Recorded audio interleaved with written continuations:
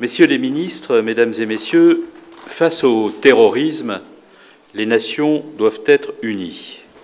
Nous l'avons vu au cours des derniers mois, la menace terroriste ne touche pas seulement la France et l'Europe, elle concerne aussi l'Afrique et en particulier l'Afrique de l'Ouest. Nos pays, et plus largement nos deux continents, l'Europe et l'Afrique, sont confrontés au même défi, celui de la menace que constitue la barbarie terroriste. À chaque fois que la France a été frappée, la solidarité des pays d'Afrique, et en particulier d'Afrique de l'Ouest, s'est exprimée. Et de la même manière, la France a toujours exprimé sa pleine solidarité avec les pays d'Afrique touchés par le terrorisme. J'étais notamment présent aux côtés de mon collègue ministre des Affaires étrangères Jean-Marc Ayrault, après l'abject attentat qui a frappé la plage de Grand-Bassam en Côte d'Ivoire au mois de mars dernier. Et de la même manière, je me suis rendu en Tunisie à 2 reprises en 2015, après les abjectes attaques qui ont visé Tunis et Sousse. Et alors que le Cameroun a été frappé cette nuit par une attaque terroriste qui l'a endeuillé en atteignant ses militaires, je veux adresser à mon collègue camerounais, associant en cela tous les ministres qui sont ici présents, mes sincères condoléances et l'assurer de notre solidarité. La menace d'AQMI sur l'Afrique de l'Ouest reste vive et nous en sommes parfaitement conscients. Plusieurs pays d'Afrique de l'Ouest ont déjà été touchés. Le Mali, avec l'attentat de Bamako le 20 novembre 2015, le Burkina Faso, avec l'attentat qui a frappé Ouagadougou le 15 janvier 2016, la Côte d'Ivoire, avec l'attentat de Grand-Bassam le 13 mars 2016, le Niger durant l'année 2015 et le 3 juin 2016 lors d'une attaque à Bosso. Il y a donc clairement un enjeu régional en Afrique de l'Ouest et dans la bande sahélo-saharienne. C'est là aussi le sens de la participation française aux opérations militaires au Mali depuis 2013. C'est également le sens du renforcement de la coopération antiterroriste avec les autorités sénégalaises, entériné à l'occasion d'un déplacement que j'ai effectué à Dakar les 6 et 7 octobre dernier. C'est en raison du caractère global, mondial de cette menace que nous avons décidé de la tenue de cette conférence à Paris avec l'ensemble de mes collègues africains ici présents. Nous nous sommes réunis hier soir et ce matin ici même, place Beauvau. 11 ministres de l'Intérieur de la bande sahélienne et d'Afrique de l'Ouest nous ont fait l'amitié de leur présence, ceux du Bénin, du Burkina Faso, du Cameroun, de la Côte d'Ivoire, de la Guinée, du Mali, de la Mauritanie, du Niger, du Sénégal, du Tchad et du Togo.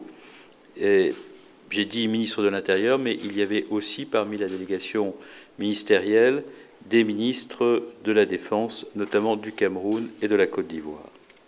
Ce séminaire consacré à la coopération régionale en matière de lutte contre le terrorisme et la radicalisation permet de constituer une base de travail pour les échanges du sommet franco-africain des chefs d'État et de gouvernement qui se tiendra à Bamako au mois de janvier prochain. Nous avons réaffirmé notre engagement à lutter avec une totale détermination contre le terrorisme djihadiste. Nous poursuivrons une coopération resserrée afin de prévenir, de détecter à un stade précoce la radicalisation. Pour mieux lutter contre la propagande terroriste et toucher le public jeune, particulièrement exposé à l'endoctrinement, nous allons développer des campagnes de contre-propagande ciblées et facilement accessibles.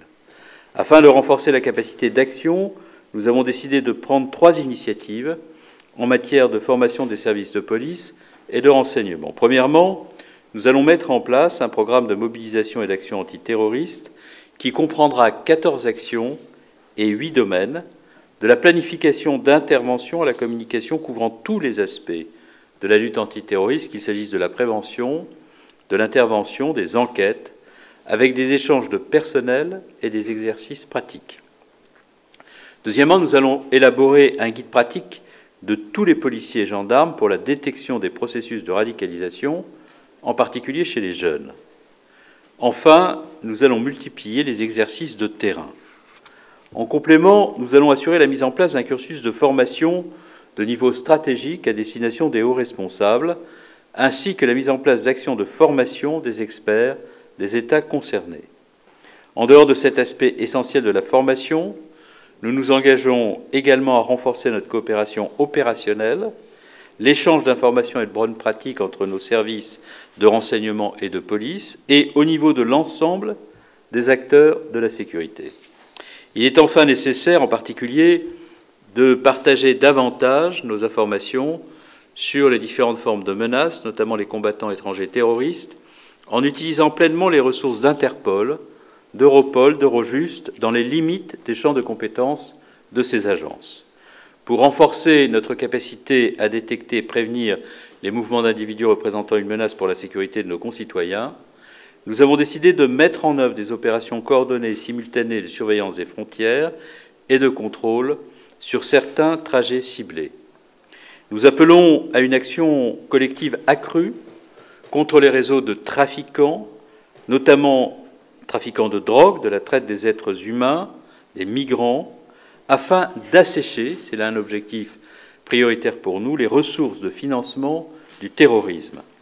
En matière de coopération transfrontalière, nous pourrons nous appuyer sur des unités dédiées au contrôle des flux et à l'intervention afin de mieux faire face à la menace terroriste dans la région, et ce, sur le modèle des projets d'appui au G5 Sahel, soutenus par la Commission européenne, tels que le projet GARCI, groupe d'action rapide de surveillance et d'intervention, et le projet d'équipe commune d'investigation au Niger, afin d'améliorer l'analyse et l'anticipation dans le domaine du renseignement.